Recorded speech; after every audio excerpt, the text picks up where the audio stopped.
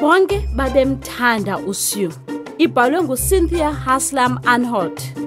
Imifanekiso nguCatherine Vinci Gage. uSue wayezithanda izilwanyana. Wayezithanda zonke inhlobo zezilwanyana, kodwa wayethanda iikati nezinja kakhulu. uSue wayekhathazekile kuba wayehlala kwigumbi eliqweshiswayo, apho kwakungavumelekanga kubekho naziphi na izilwanyana zasekhaya. Iikati, izinja, amafudo, iintaka, izilwanyana zalo naluphi na uhlobo zazingavumelekanga kweso sakhiwo sakhe. Kwakukho uphawu olukhulu olwalubeke apho olufundeka ngolu hlobo: izilwanyana zasekhaya azivumelekanga. Xa esiya emsebenzini, uSue wayesoloko ebonakalisa ububele kuzo zonke izilwanyana azibonayo. Ebekuthanda kakhulu ukuphulula izinja. Kwakukho izinja ezinkulu, ezincinane, ezingaqhelekanga, ezinhle kunye nezinja ezimbi. Ezinye izinja bezikhonkotha, ezinye zingakhonkoti. uSue ebezithanda zonke. Kungekudala, uSue waqalisa ukuphatha izimuncumuncu zezinja emsebenzini. Zonke izinja zazisuka zize kuye zibaleka ukuza kumbulisa xa zimbona. Kungekudala, zonke izinja zasebumelaneni ezimthanda uSue. Emva kwemini, uSue uye waqonda ukuba neekati ziyafuna ukukhathalelwa nazo. Ebekuthanda ukuwola iikati. Kungekudala, waqalisa ukuphatha izimuncumuncu zeekati.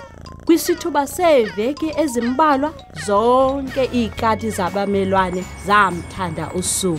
Kusasa, zonke izinja zabamelwane zazimlandela uSue xa esiya emsebenzini. uSue wayonwabile kakhulu. Emva kwemini, zonke iikati bezimjikeleza, zikwenze kube nzima ukuya ekhaya. uSue wayonwabile kakhulu.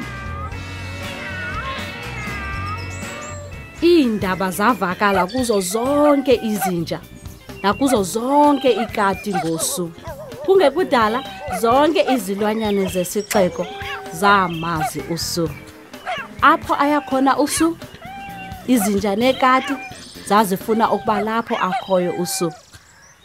Ngoko, nangona uSue ebengenazo izilwanyana zasekhaya ezizezakhe, ube namawaka amaninzi ezilwanyana ezimthandayo. uSue wayonwabile kakhulu.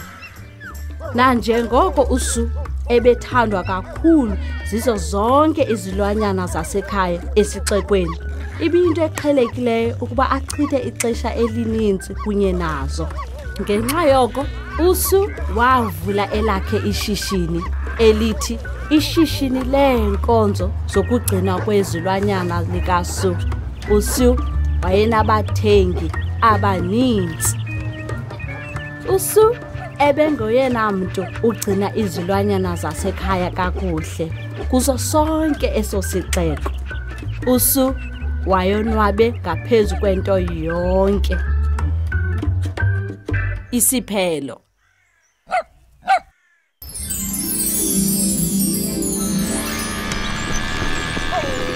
Moving picture books, magically bringing storybooks to life.